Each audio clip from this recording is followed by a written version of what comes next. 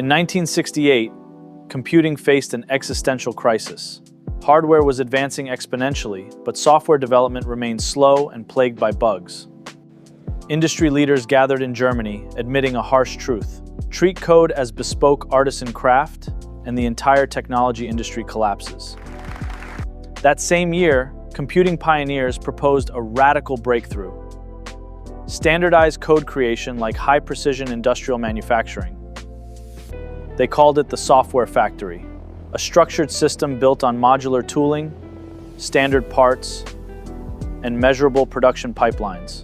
In 1969, Hitachi turned theory into reality by opening the world's first dedicated software works in Japan.